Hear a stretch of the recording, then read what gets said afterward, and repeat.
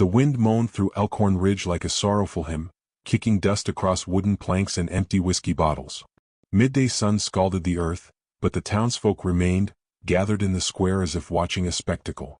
Flies buzzed around the meat shop, children were kept indoors, and those who dared to watch did so in silence, tight-lipped, guilty-eyed but unmoving.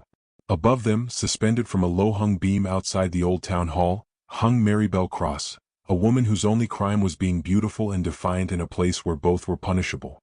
She dangled upside down, her wrists bound tightly behind her back, the coarse rope wrapped cruelly around her ankles. Her dark hair hung like a curtain over her face, tangled and streaked with blood. One cheek was swollen, her lips split open. Her dress, once lavender now dust-stained and torn, clung to her like a shroud. She didn't cry. She didn't beg. She hadn't made a sound since sunrise, when they hoisted her like livestock in front of the whole damn town. Marshal Jed Harrow stood nearby, a man whose voice sounded like broken gravel and whose law was written in fear. He chewed tobacco with the kind of smug leisure that only came from unchecked power. "Let her hang till sundown," he said, flicking spit into the dirt. "A lesson needs learnin'. A woman's place is to serve, not stir up poison." No one argued. Not the preacher, not the mayor, not the drunk who'd once proposed to Marybelle in jest. No one spoke for her. That was the part that stung worse than the bruises. The silence. A long shadow stretched across the square. A horse trotted into town, hoofs clopping slow and deliberate. The man on the saddle wore a trail-worn duster, faded at the edges, and a black hat pulled low over his brow. Dust covered his boots like soot. He stopped right at the edge of the square and looked up. Wyatt Boone didn't speak. He didn't need to. People noticed. Conversations halted. A few muttered his name like it was cursed. Others pretended not to know him. But everyone in Elkhorn Ridge had heard the stories, how he left town after the war with only a saddle and a bullet lodged in his shoulder. How he came back once a year, quiet as a ghost, to visit a grave outside town. Never spoke to anyone. Never stayed long. This time he dismounted. He walked past the general store, past the boys staring from the saloon windows, and stopped right under the hanging girl. He tilted his head and met Marybelle's barely open eyes. She blinked slowly, too dehydrated to focus, but her body flinched in recognition, not of him but of something different. A presence that didn't reek of cruelty or shame. Wyatt took off his hat. The gesture wasn't grand. It was respect. Marshal Harrow cleared his throat and stepped forward. "Something you need, Boone?" Wyatt looked at the marshal, then at the rope, then back at Harrow. "Water," he said. Harrow raised an eyebrow. "Water." "For her?" Wyatt replied. A snort of laughter escaped from somewhere in the crowd. The marshal spit again and stepped closer. "She's up there because she dirted this town's name. Whored herself to a traveling preacher, no less." "She tell you that?" Wyatt asked, voice flat as a poker hand. "She didn't need to. Plenty of men seen it." Wyatt didn't blink. "Plenty of men lie." The marshal took a step closer, hand twitching near his belt. "You lookin' to make trouble?" "No," Wyatt said. "But I don't walk past it." With that, he stepped away from the marshal, walked into the middle of the square, and sat down in the dirt. He pulled off his coat, unrolled a bedroll from his saddle, and stretched out like he was planning to spend the night. Townsfolk shifted nervously. He wasn't yelling. He wasn't waving a gun. He was just there. Not leaving. Not moving. "What the hell are you doing?" Harrow barked. Wyatt picked up a twig, broke it in half, and stuck one piece between his teeth. "Waitin'. For what?" "For someone with sense." Harrow growled and stormed off, muttering to his deputies. A few folks lingered a bit longer, unsure whether to laugh or panic. No one approached Wyatt. No one helped Marybelle. But eyes began to shift, curious eyes, maybe even fearful ones. As evening shadows stretched longer, the temperature cooled but the tension didn't. Wyatt didn't budge. He'd sat like a statue all afternoon, not eating, not drinking, not even speaking. He only looked up at Marybelle every so often, as if checking she was still alive. From her vantage point, the world had long since blurred. Her head pounded from the rush of blood. Her ears rang. But she saw the man below. Not his face, just the shape of him. A constant. An anchor. She didn't understand why he was there. Or why he hadn't left like all the others. But something inside her stirred, a stubborn ember that refused to die. A voice long smothered. By nightfall, Harrow returned. Lanterns flickered. The saloon was loud with forced laughter. The square was nearly empty save for Wyatt, the deputies, and Marybelle's swaying silhouette. You're causing a spectacle, Harrow said, this time quieter. This ain't your fight. Wyatt didn't answer. You gonna stay there all night? Wyatt stood. Dust fell from his coat like rust from old iron. He looked at the marshal for a long, still moment, then walked to the center of the square and began stacking old boards and crates. Harrow's eyes narrowed. Wyatt struck a match and lit a fire, bright and tall. Then he sat again, this time beside the flames, the glow catching the scar on his jaw. You want her dead? Wyatt said, voice low. Do it. Cut her throat. Shoot her. But if she's hanging like this come morning, I won't be the one bleeding to. Harrow stiffened. Is that a threat? No, Wyatt said. It's a mirror. Silence stretched out like the desert. Harrow turned and walked away. The deputies followed, uneasy. No one wanted to be the one to touch that fire. Not yet. Alone again, Wyatt looked up. Marybelle's head hung limp now, her lips dry, her eyes half closed. He rose, grabbed a bucket from the well, soaked a cloth and carefully reached up. It took effort, he was tall but the beam was higher. He stood on a crate, pressed the cloth to her forehead. She flinched barely. Don't talk, he said softly. Don't try. She didn't. But her breath, ragged as it was, slowed just slightly. Wyatt stood there a while longer, watching her. Then he sat by the fire again. People watched from windows. Candles flickered behind lace curtains. Eyes peeked through cracks and shutters. It was a strange sight, a man sitting alone in the square, guarding a woman left for dead. The fire danced. Coyotes howled in the distance. But Wyatt Boone didn't move. And in the silence, something cracked beneath the town's surface. By dawn, word had spread. Folks from the edge of town came to see if it was true. Some brought biscuits. Others just watched. No one said anything to Wyatt. He didn't say anything back. But the girl still hung there. And the man still refused to leave. That morning the wind blew softer. And Elkhorn Ridge held its breath. The sun clawed its way back over the distant ridges, casting a golden haze across Elkhorn Ridge. The town awoke slow and anxious, like a hungover prizefighter unsure if he was still in the ring. Wyatt Boone remained in the square, seated beside the dying embers of the fire he'd built the night before. His face was lined with soot and resolve. Above him, Marybelle Cross still hung, barely conscious.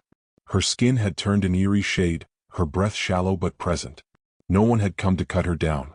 People emerged cautiously from homes and businesses.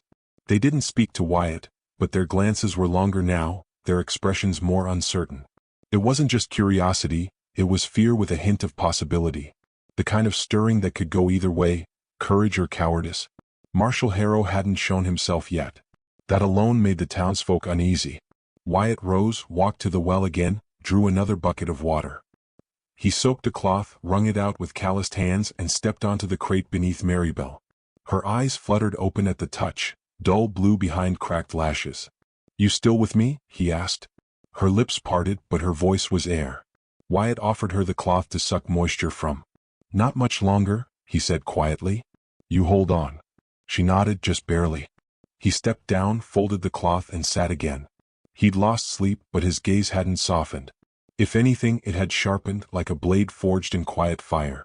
It didn't take long for the square to fill again. Word traveled faster than gunfire in a town like Elkhorn Ridge. Wyatt was still there. The girl was still hanging. And Harrow hadn't done a damn thing. The saloon opened early. Men gathered with coffee instead of whiskey. Women whispered on porches. Miss Temperance, the preacher woman, stood on the steps of the church with a Bible clutched to her chest like a shield. She shouted a sermon into the square, voice quaking with righteousness. This town will not be threatened by lawlessness. That woman brought shame and sin, and now a drifter thinks he knows better than God. Wyatt didn't answer. He didn't look at her. He just poked at the fire with a stick, pushing the embers into a low, steady burn. Inside the jailhouse, Marshal Harrow stared out the window. His jaw tightened. His deputy, Cole, younger and green as spring alfalfa, shifted nervously behind him. You gonna do something? Cole asked. Harrow didn't look away. You think I won't? I didn't say that. Just he ain't moved. Not once. Harrow turned then, slow and deliberate. That man thinks sitting there makes him some kind of hero. He wants the people to see him and think I'm the villain. Problem is, they're too dumb to know the difference. You want me to run him off? Harrow shook his head. No. Let him rot in that dirt a little longer. Eventually, people get tired of waiting. Same with hanging and protesting, it always ends the same. With silence. But the silence wasn't falling like it used to. Something had shifted. Not loudly but deeply. That afternoon a boy, barely 12, walked up to Wyatt holding a biscuit wrapped in cloth. He was the stablehand's son, thin as a rail with freckles and oversized boots. "My pa says you ain't right sittin' here like this," he muttered, not meeting Wyatt's eyes. "But my ma says Brave ain't ever looked comfortable." Wyatt accepted the biscuit. "Your ma's sharp." The boy shuffled back into the crowd, cheeks red. The crowd didn't laugh. They just watched. Inside her blurred consciousness, Marybelle heard voices. Not the jeers she'd grown used to. New voices. Small ones. Curious ones. She fought to stay aware, clawing through pain and dizziness. Wyatt's voice tethered her like a thread through a storm. The pain reminded her she was alive. The silence of the crowd reminded her she'd nearly been forgotten. A memory crept through her delirium, her mother's voice, fierce and kind, whispering into her hair during storms, "You don't cry for what people think. You cry when it's over and you're still standing." Her mother had died of fever the year after that. The next one to break the circle was Rosa, the saloon barmaid. She emerged in her whiskey-stained apron and boots and crossed the square with a small cup of water and a damp cloth. Wyatt stood, surprised. "I ain't here for you," Rosa said. "I'm here for her." Wyatt stepped aside. Rosa climbed onto the crate, her hands shaking but her chin high. She pressed the cloth gently to Marybelle's mouth. "Ain't right what they done to you, sugar. Ain't ever been." "You'll catch heat for this," Wyatt warned. Rosa snorted. "I catch heat for breathing. This I'll take." When Rosa stepped down, she glanced at Wyatt. "You plan on shooting your way through this?" "No." "Then you better start talking. Because quiet may be noble, but it don't change minds." Wyatt didn't answer. But he didn't sit down either. That night he had the dream again. Fire. Screams. A tent torn open. A girl, his sister Mary, dragged from a wagon by soldiers drunk on their own survival. One called her camp trash. One had laughed. Wyatt had fought. He'd killed 3 men that night and buried her 2 days later. No grave marker. Just a tin cross. He woke cold and covered in sweat. Marybelle had moaned in her sleep. He turned and saw her body still hanging, but her hand, one hand, was twitching slightly, fingers curling in defiance against the rope. It stirred something in him that felt dangerous. Hope maybe. By morning Marshal Harrow was ready. He gathered his deputies, 5 total. All armed. All eager to show loyalty. Harrow stood in front of them like a general facing a battlefield. "He wants a standoff, we'll give him one. Get the girl down, and if he resists, drop him." Deputy Cole hesitated. "You sure you want to do this in the square?" Harrow stared him down. "You scared of one man?" Cole swallowed. "I'm scared of making a martyr." Harrow sneered. "I don't make martyrs. I make examples." They marched across the square like a funeral procession in reverse. Guns ready, hands twitching. Wyatt saw them coming and stood. He didn't reach for his weapon. He just stepped between the fire and Marybelle. Harrow raised his hand. "That's far enough. You've made your point, Boone." "My point?" Wyatt asked. "She's coming down. Either our way or yours." Wyatt looked at the girl above. Her eyes were open now, barely but watching. Her lip quivered, not from fear, but from something else. "Then let her down," he said. Harrow raised an eyebrow. "Just like that?" "I said I wouldn't walk past trouble," Wyatt replied. "Didn't say I was looking to start a war." The deputies exchanged glances. Harrow stepped forward. "Cut her down." It was Deputy Cole who did it. The rope was lowered slowly, gently, for the first time in 3 days. Marybelle collapsed into Wyatt's arms. He caught her without flinching. Dirt and blood stained his coat, but he didn't care. He lowered her to the ground as carefully as if she were glass. A murmur went through the crowd. Quiet but filled with meaning. Harrow stepped back. "Now that this circus is over." "She needs a doctor," Wyatt interrupted. "You think we got one?" Rosa stepped forward. "She's got me." Wyatt nodded. "Then she'll live." Harrow looked as if he might protest. But then he saw the crowd. No one cheered. No one booed. But no one looked away. The tension had shifted just slightly, but enough. He turned and left. His deputies followed. Except Cole. He lingered a second looking at Marybelle. Then he turned too. Wyatt knelt beside Marybelle. Her breathing was ragged, but her eyes locked on his. "You stayed," she whispered. "I did." "Why?" He looked at her, searching for the right words. "Because someone had to." She tried to smile. It broke his heart. The town didn't erupt. There were no grand speeches. But the silence afterward had changed. Not broken but cracked enough to let light in. Wyatt stayed at her side through the night, and when she woke again she wasn't alone. The wind shifted. Not in gusts or storms, but in a subtle, undeniable way, like the tide quietly turning before anyone sees the waves change. In Elkhorn Ridge, it showed itself in how folks started nodding at Wyatt Boone instead of looking past him. In how the saloon quieted when Marshal Harrow entered instead of erupting in grins and raised glasses. No one said it aloud, but something sacred had been broken when Mary Bell Cross was hoisted like a criminal. And something older still had stirred when Wyatt Boone refused to look away. Mary Bell was moved into the back room of Rosa's quarters above the saloon. It wasn't much, just a cot, a basin of lukewarm water and a cracked mirror, but it was quiet and it was warm. Rosa tended to her like a sister, silent in her care but fierce in her protection. Word spread that any man who came sniffing around her door would walk away with fewer teeth than he arrived with. So they didn't. For now. Wyatt stood guard outside for the first 2 days, never far from the door. When the doctor from Three Pines finally arrived, a portly man with sweat on his brow and reluctance in his step, Wyatt made sure he knew just who his patient was, and just what would happen if she came out worse than she went in. Mary Bell drifted in and out of sleep those first few nights. Fever came in waves. She muttered things no one understood.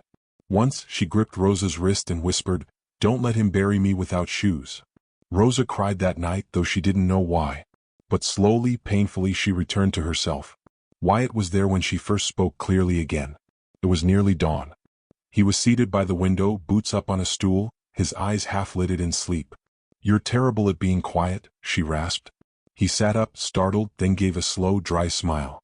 "Good morning." Mary Bell tried to laugh, but it came out a cough. "Is that what this is? Still feels like hell. You're alive.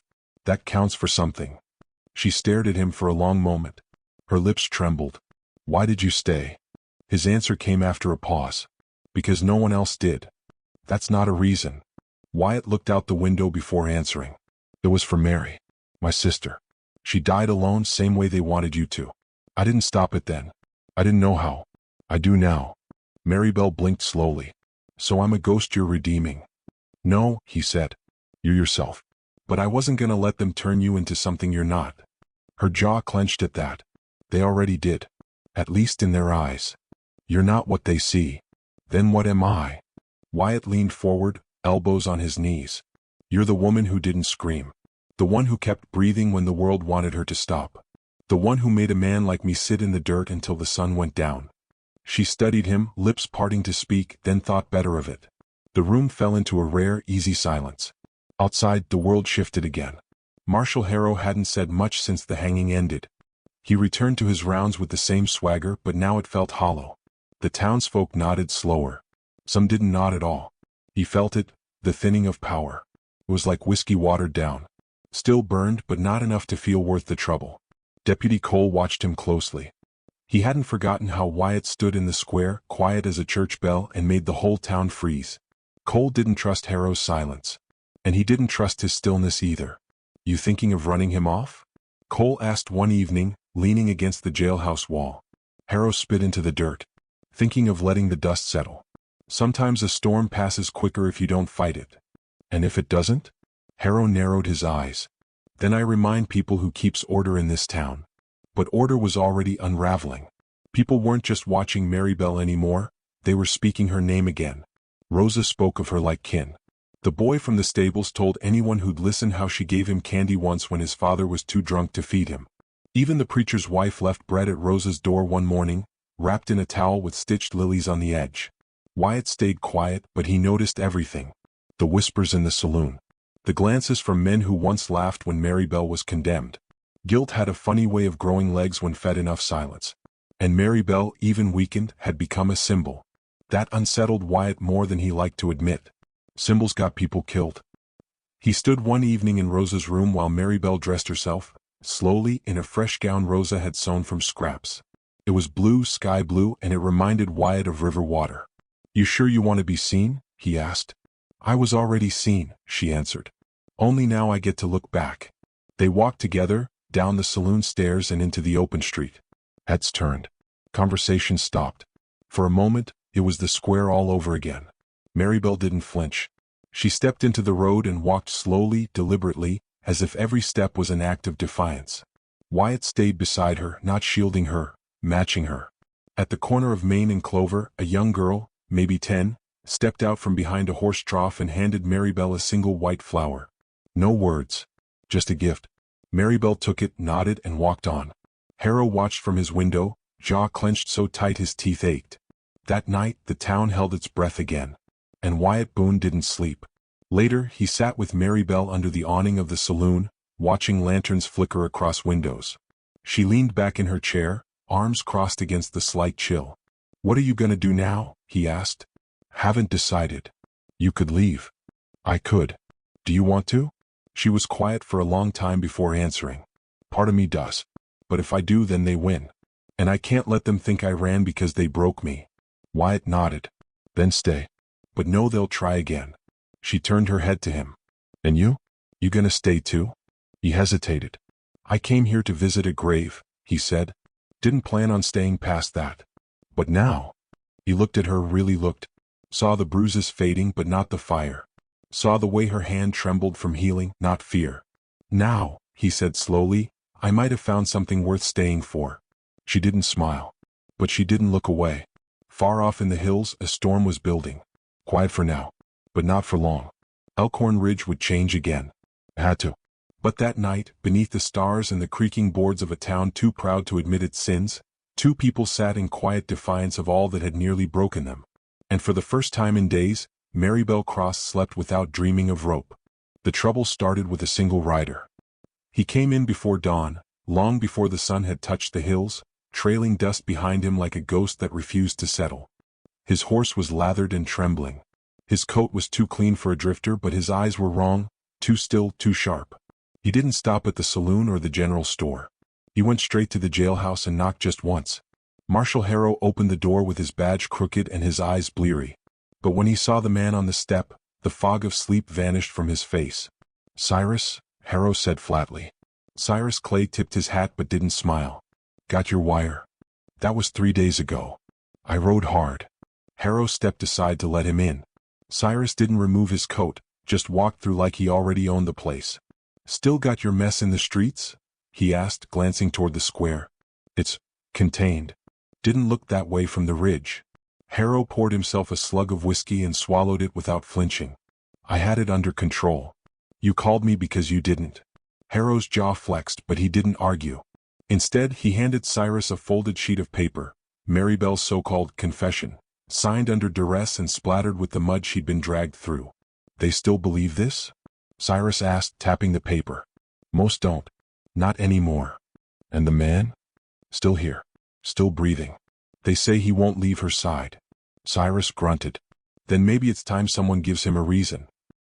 The following morning found Wyatt Boone standing outside the saloon, rifle slung casually over one shoulder, coffee in hand.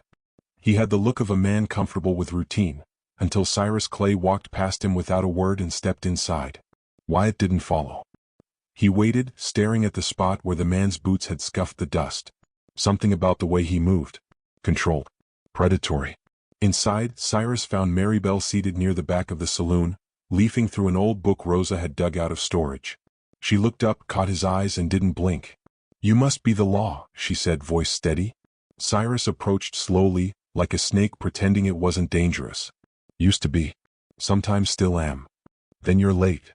He smiled, but there was no warmth in it. "You think the world works on your schedule now, girl?" She closed the book. "No. But I know vultures don't circle unless they smell death." Cyrus chuckled. Sharp tongue. Rope didn't dull it. From the doorway, Wyatt stepped inside, quiet but deliberate. "I assume this is your backup plan," he said to Maribel, keeping his eyes on Cyrus. "He's Harrow's," she answered. "Not mine." Cyrus turned to Wyatt, looking him up and down like a butcher eyeing a side of meat. "You're the one who Saturday." Wyatt didn't blink. "And you're the one who thinks he's got something to prove." Cyrus stepped closer. "I don't have to prove anything. I've ended bigger rebellions than this in worse towns." "You've never met Maribel Cross." That made Cyrus pause. Just a flicker. But Wyatt saw it. "Let me be clear," Wyatt said calmly. "You so much as look at her the wrong way and you won't get the chance to regret it." Cyrus tilted his head, smiled again. "That a threat?" "It's a forecast." They stared each other down. Neither flinched. Rosa, watching from the bar, made a quiet decision. That night, she cleaned her father's old shotgun and left it loaded behind the counter.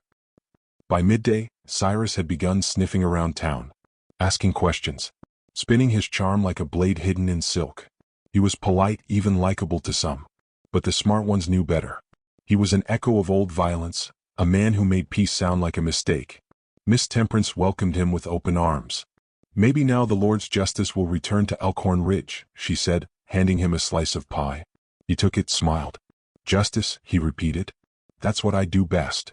Wyatt and Marybelle knew better than to wait for the town to turn. They could feel it, the way people looked away faster now, the way conversations stopped when they passed. The courage that had sparked days ago was flickering in the wind. "He's not just a gun," Marybelle said, sitting with Wyatt under the awning again. "He's a story. A walking promise that if you step out of line, you'll disappear." Wyatt nodded. "They're scared of him." "They should be. Are you?" She hesitated. Then, "No." He looked at her, thoughtful. "Good. Because I need you steady for what's coming." Marybelle's brow furrowed. "You planning something?"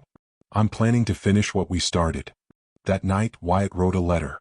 It was brief and unsigned, but clear.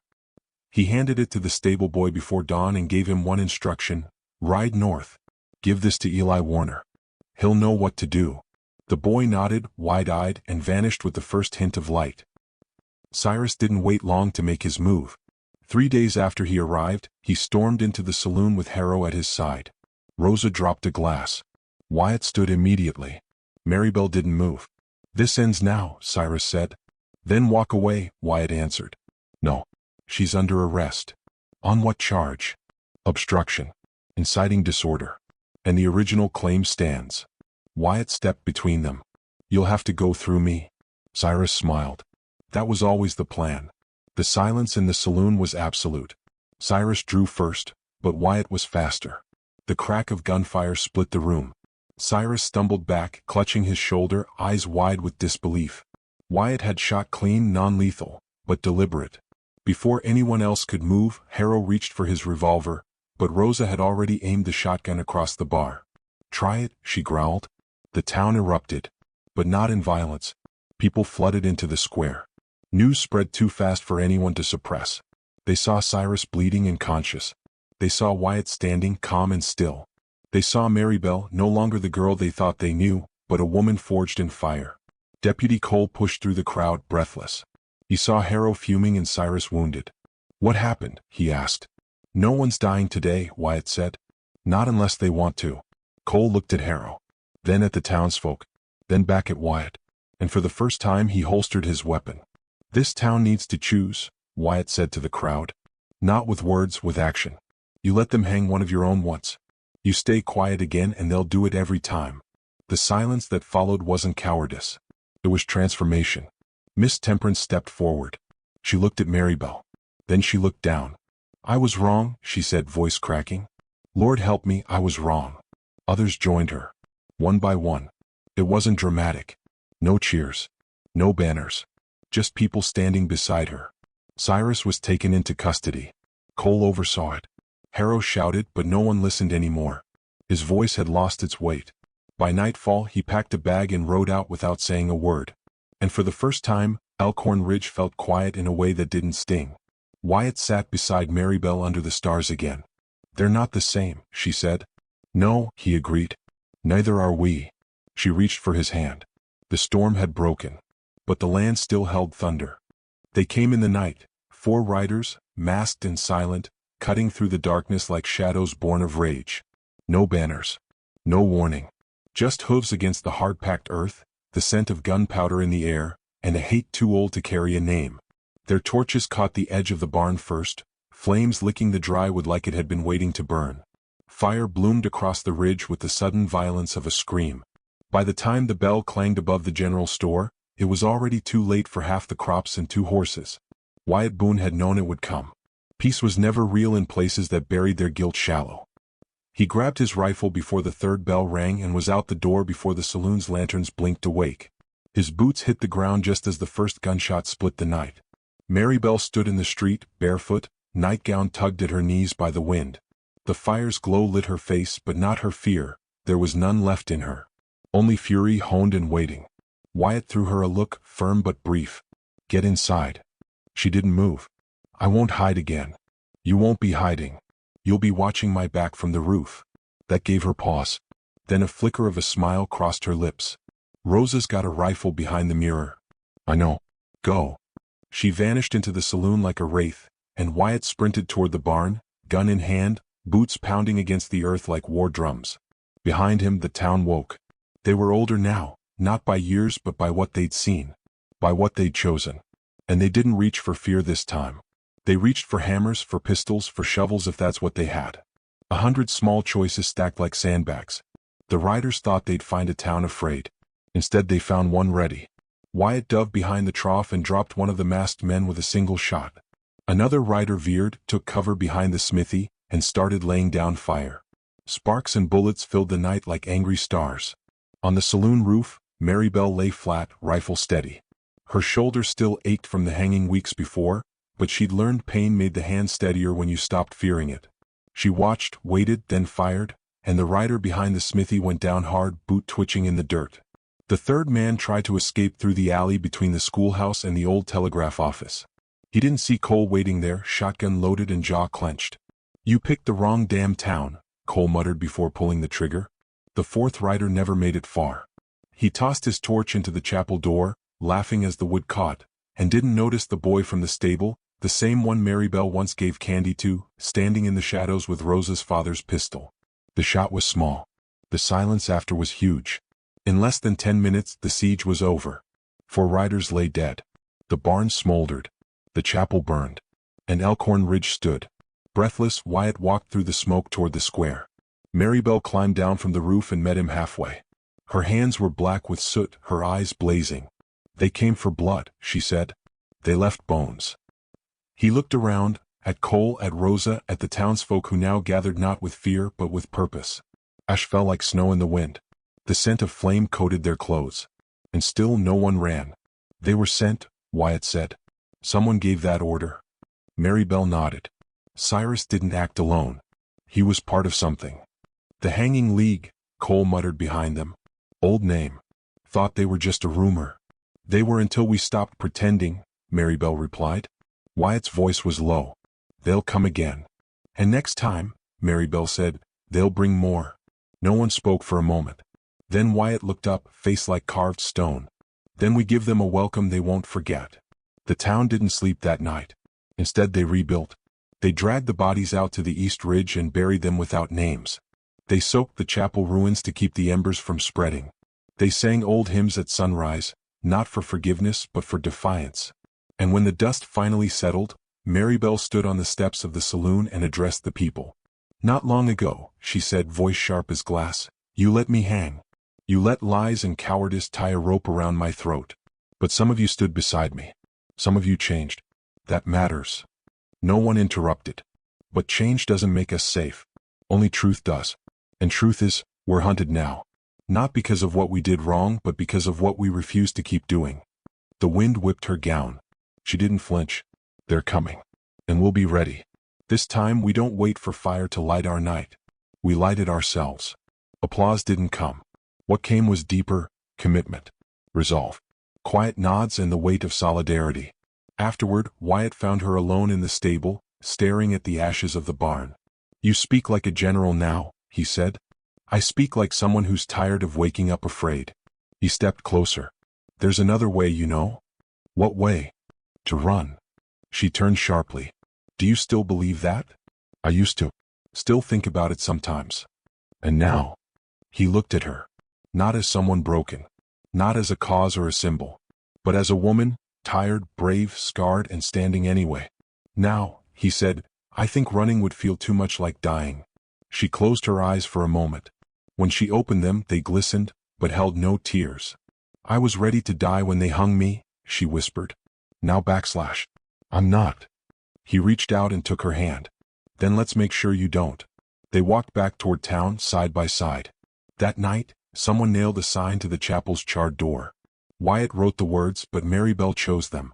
We remember. We resist. We rise. The Hanging League would hear of Elkhorn Ridge.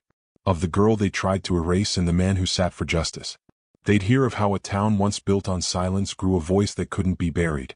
And when they came again, and they would, they'd find a place that refused to hang its own shadows anymore. In the end, there was no quiet return to peace.